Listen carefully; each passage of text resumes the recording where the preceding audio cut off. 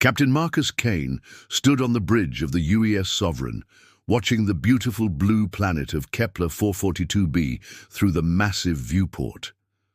The planet looked so peaceful from orbit, with its swirling white clouds and vast oceans.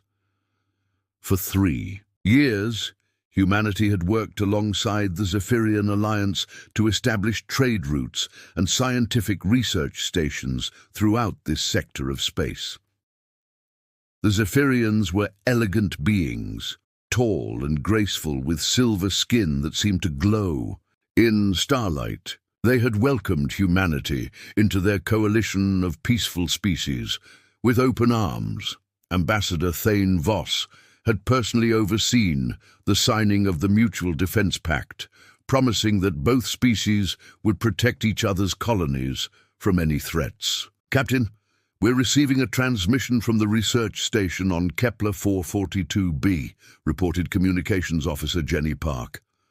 Her voice carried a note of concern that made Kane's jaw tighten.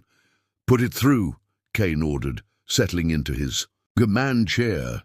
The holographic display flickered to life, showing Dr. William Cross, the head researcher at the colony. His face was streaked with dirt, and his eyes held a wild panic that Kane had never seen before. "Captain Kane, thank God. You have to get down here immediately. The Zephyrians, they've betrayed us. They're slaughtering everyone." Kane's blood ran cold. "What do you mean, Doctor? Explain the situation." "They came at dawn with their warships. No warning, no communication. They just started firing on our settlements. Women, children, everyone. They're hunting us like animals, Captain. The Defense Pact was a lie. They've been planning this all along." The transmission cut to static, leaving the bridge in stunned silence. Kane's hands gripped the armrests of his chair so tightly his knuckles turned white. Around him, his crew stared at the empty holographic display in disbelief. "Sir," whispered Tactical Officer Ryan Torres, "we only have one ship. Intelligence reports show at least 20 Zephyrian vessels in the system." Kane stood slowly, his face a mask of cold fury. "Mr. Torres, what's the status of our weapon systems?" "All systems operational, sir, but against 20 ships." "They made a mistake," Kane said quietly, his voice carrying to every corner of the bridge. "They think because we're peaceful, we're weak. They think because we signed treaties, we're helpless. They're about to learn the difference between choosing peace and being incapable of war." He turned to face his crew, and they saw something in his eyes that made them straighten unconsciously. It was the look of a predator that had been pushed too far. "Battle stations, all hands prepare for combat. We're going to show these silver-skinned bastards what happens when you betray a Deathworlder." The bridge erupted into activity as alarms blared throughout the ship. The Sovereign began its descent toward the planet, and Kane whispered a promise to the darkness of space. "Mercy isn't in our nature, not when you betray us." The Sovereign dropped out of hyperspace like a falling star, its hull glowing with the heat of rapid deceleration. Captain Kane stood rigid on the bridge, watching the tactical display as it populated with enemy contacts. 23 Zephyrian vessels surrounded the planet, their elegant silver hulls gleaming in the system's twin suns. "Captain, we're being hailed," reported Communications Officer Park. "Put them through." The main screen flickered, revealing the angular face of Commander Zilth, the Zephyrian military leader Kane had once considered a friend. Zilth's silver skin seemed to ripple with satisfaction, and his large black eyes held no trace of the warmth Kane remembered. "Captain Kane, how unfortunate that you arrived so soon. We had hoped to complete our harvesting before any human vessels could respond." "Harvesting?" Kane's voice was deadly quiet. "Your people make excellent slaves, Captain. Strong, resilient, and surprisingly creative. We've been selling human colonies to the black market syndicates for months. The profits are substantial." The bridge fell silent, except for the hum of the ship's systems. Kane felt something cold and primal awaken in his chest. Around him, his crew's faces hardened with an emotion that their peaceful Zephyrian allies had never seen before. "You have 10 seconds to surrender," Zilth continued with amusement. "One ship against 23 is admirable but futile." Kane smiled, and it was a terrible thing to see. "Commander Zilth, you made one critical error in your calculations." "And what would that be?" "You assumed we came here to fight fair." Kane cut the transmission and turned to his weapons officer. "Mr. Torres, activate the Scorpion Protocol." Torres's eyes widened. The Scorpion Protocol was humanity's most classified military secret, never before used in combat. "Sir, are you certain? Once we activate it..." "They wanted to see what a Deathworlder species is capable of. Show them." The Sovereign's hull began to shift and change. Panels slid open to reveal weapon systems that no Zephyrian had ever seen. Hidden missile pods extended from the ship's flanks, and energy weapons that had been disguised as sensor arrays powered up with an ominous hum. But the real surprise came when the ship's hull began to separate. The Sovereign wasn't one vessel. It was 5, each section a fully functional warship that had been connected to appear as a single peaceful exploration vessel. "My God," whispered Navigation Officer Lisa Chen. "Command actually did it. They built a wolf in sheep's clothing." The 5 ships, codenamed Wolf, Bear, Eagle, Shark and Viper, spread out in a combat formation that made the Zephyrian fleet suddenly look vulnerable. Each vessel was equipped with experimental weapons developed in secret shipyards hidden throughout human space. "All ships, this is Captain Kane. You know your targets. Remember, these bastards have been selling our people as slaves. Show them what happens when you corner a pack of Deathworlders." The first Zephyrian ship died before they could even raise their shields. The Wolf's plasma cannons punched through the elegant hull like paper, and the vessel erupted in a brilliant explosion that lit up the darkness of space. "Impossible!" Zilth's voice crackled over the communications channel. "How did you hide 5 ships?" Kane's reply was ice cold. "The same way we hid our true nature, Commander. We let you think we were weak." The space around Kepler 442b erupted into chaos as the 5 human warships tore through the Zephyrian fleet like wolves among sheep. The elegant silver vessels, designed more for intimidation than actual combat, found themselves hopelessly outmatched by humanity's hidden military technology. Captain Kane watched from the bridge of the Wolf as his ships systematically dismantled the enemy formation. The Bear, commanded by his old friend Captain Victoria Hayes, had already destroyed 3 Zephyrian cruisers with its experimental quantum torpedoes. The explosions were so bright they could be seen from the planet's surface. "Captain," reported Tactical Officer Torres, "the Zephyrians are trying to retreat. Should we let them go?" Kane's expression didn't change. "Did they let our colonists go when they begged for mercy?" "No, sir." "Then neither do we. Pursue and destroy. No survivors." The human ships moved with a coordination that surprised even their enemies. Each vessel specialized in different aspects of warfare. The Eagle excelled at long-range combat. The Shark specialized in close-quarters ship-to-ship combat. And the Viper was designed for stealth and sabotage. Commander Zilth's flagship, the Silver Dawn, found itself surrounded by all 5 human vessels. The Zephyrian commander's face appeared on Kane's screen, no longer smug, but desperate. "Captain Kane, we can negotiate. We have information about other species in the slave trade. Surely we can reach some arrangement." Kane studied the aliens, face with cold eyes. "You're right, Commander. We can reach an arrangement. Surrender unconditionally, and we'll make your deaths quick." "Deaths? But we're prisoners of war. The Galactic conventions don't apply to slavers," Kane interrupted. "You stopped being soldiers the moment you started selling children." The Wolf's main guns powered up, their targeting systems locked onto the Silver Dawn's bridge. But before, Kane could give the order to fire. Communications Officer Park interrupted. "Captain, we're receiving a transmission from the planet. It's Dr. Cross." The holographic display showed the researcher, now bandaged but alive, standing in what appeared to be a makeshift medical facility. "Captain Kane, we've secured the main settlement. The Zephyrians had over 300 humans ready for transport to slave markets. But, sir, we found something else. Records of their other operations. They've been doing this for years to dozens of species." Kane felt his anger crystallize into something harder and more focused. "How many species, Doctor?" "At least 20 different worlds, sir. Millions of people sold into slavery.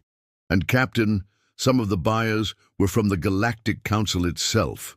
The bridge fell silent as the full scope of the betrayal became clear.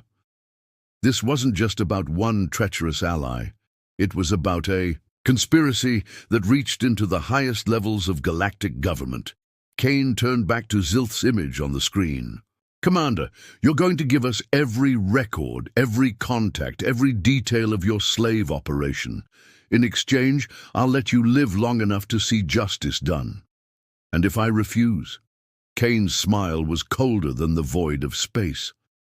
"Then you'll learn why humans are the only species to evolve on a death world and still reach for the stars.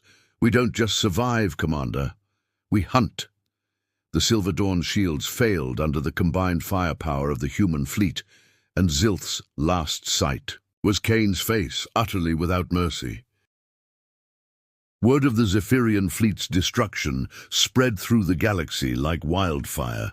In the halls of the Galactic Council, species that had never given humanity a second thought suddenly found themselves studying intelligence reports about the Deathworlder species with growing concern. Captain Kane stood in the council chambers on Nexus Prime, the galactic capital, but he was no longer the diplomatic figure who had once smiled and shaken hands with alien dignitaries. His uniform was black now, marking him as part of humanity's newly formed Special Operations Command. Behind him stood 5 other captains, each representing one of the ships that had turned the Zephyrian fleet into expanding clouds of plasma and debris. "The Terran representative will address the charges," announced Council of Rex, an ancient being whose species had helped found the Galactic Council millennia ago. Kane stepped forward, his boots echoing in the vast chamber. Around him, hundreds of alien representatives watched nervously. The footage from Kepler 442b had been broadcast across the galaxy, and nobody was quite sure what to make of humanity anymore. "Honored councillors," Kane began, his voice carrying clearly through the chamber's acoustics, "humanity stands accused of using excessive force against the Zephyrian Alliance. The prosecution claims we violated the Galactic Conventions on Warfare by refusing to accept surrender." Murmurs rippled through the assembly. Many species had never heard humans speak with such cold authority. "I would like to present evidence to the contrary," Kane continued, activating a holographic display that filled the center of the chamber. The display showed the records recovered from Zephyrian ships, shipping manifests, financial transactions, and communication logs. But most damning of all were the videos. Human families torn apart, children loaded onto slave ships, and worst of all, the buyers celebrating their purchases. The evidence shows a conspiracy spanning 47 systems and involving 12 species currently represented in this council, Kane said, his voice never wavering. The Zephyrians weren't just slavers. They were part of a network that has been trafficking sentient beings for over a century. The chamber erupted in chaos as accusations flew back and forth. Several council members demanded investigations while others tried to deflect blame. But Kane wasn't finished. The Terran Federation, as a simple policy regarding slavery, he continued, and the chamber fell silent. We eliminate it. Completely, permanently. We don't negotiate with slavers, we don't accept their surrenders, and we don't let them escape to continue their crimes elsewhere. Counselor Vrex leaned forward. Captain Kane, surely you understand that galactic law requires— Galactic law failed those millions of slaves, Kane interrupted, something that had never happened in the Council's history. Your laws, your conventions, your diplomatic protocols, they all failed, so we'll handle this ourselves. Captain Hayes stepped forward. The Terran Federation is withdrawing from the Galactic Council, effective immediately. We're establishing our own zone of influence, and within that zone, slavery is punishable by death. The implications hit the Council like a physical blow. Humanity wasn't just leaving, they were declaring their independence and establishing their own rules. You can't do this, protested Councillor Thane. The galaxy needs unity, cooperation. The galaxy needs someone willing to fight for the innocent, Kane replied. Since you won't do it, we will. As the human delegation prepared to leave, Kane turned back to face the assembly one last time. To any species currently engaged in slavery, stop. To any species considering it, don't. To any species that thinks they can hide behind treaties and conventions while trafficking in sentient lives, remember what happened to the Zephyrians. We are Deathworlders, and mercy isn't in our nature. Not when you betray everything decent. In the galaxy, the humans left the chamber in silence, and the galaxy would never be the same.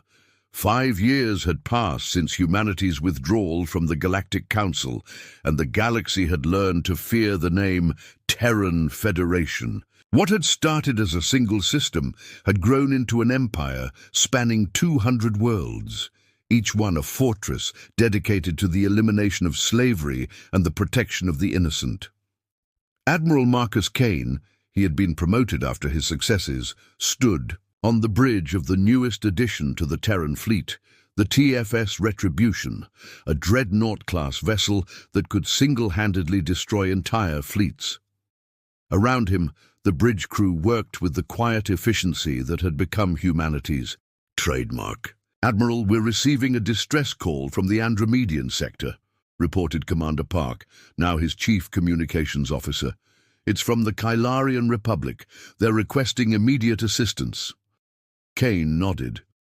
The Kylarians were one of the few species that had supported humanity's withdrawal from the Galactic Council. They were peaceful traders who had suffered under the slave raiders just as humanity had. What's the situation? Slavers have taken their primary colony, world. Over 2 million Kylarians are being held for transport to the Outer Rim markets. The raiders are using ships provided by the Zephyrian remnant. Kane's expression hardened. The Zephyrian remnant, survivors of the original fleet who had escaped to the galaxy's edge and continued their slave trade under new leadership. They had been a thorn in humanity's side for years. How many enemy ships? 67 vessels, sir. They're using the planet's population as shields, threatening to kill hostages if anyone approaches. The bridge fell silent. 67 ships was a significant force, even for the Terran Federation. But it wasn't the numbers that concerned Kane. It was the hostages. Admiral, said Captain Torres, now commanding the escort ship Predator, the Galactic Council is also responding to the crisis. They're sending a diplomatic mission to negotiate. Kane almost smiled. Almost. Negotiate with slavers. Again. How? Well, did that work out last time? He turned to address his fleet commanders through the communication system. All ships, this is Admiral Kane.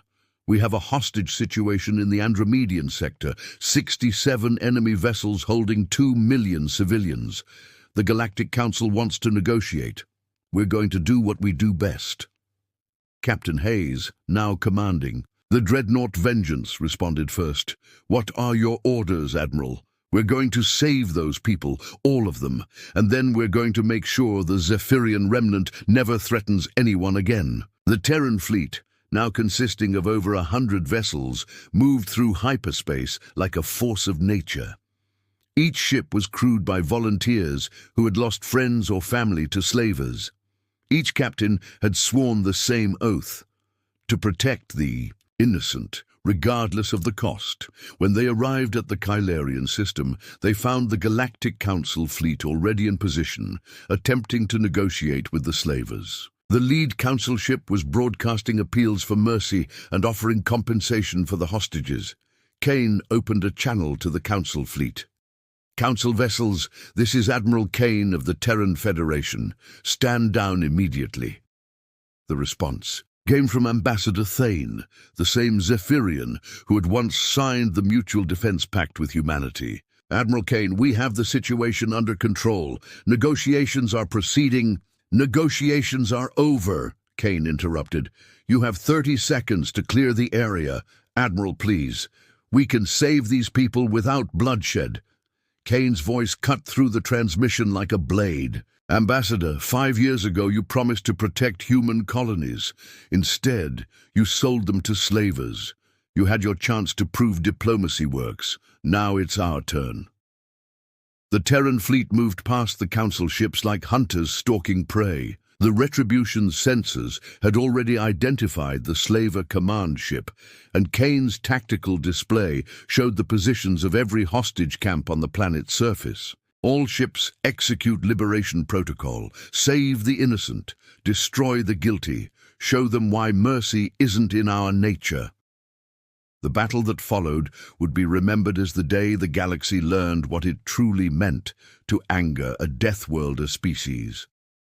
The Terran Federation didn't just win, they turned the engagement into a masterclass in military precision and righteous fury. When it was over, 2 million Kylarians were free, and the Zephyrian remnant had ceased to exist. The galaxy had learned a simple truth. Some species choose peace, but Deathworlders choose justice, and when you betray a Deathworlder, mercy isn't in their nature.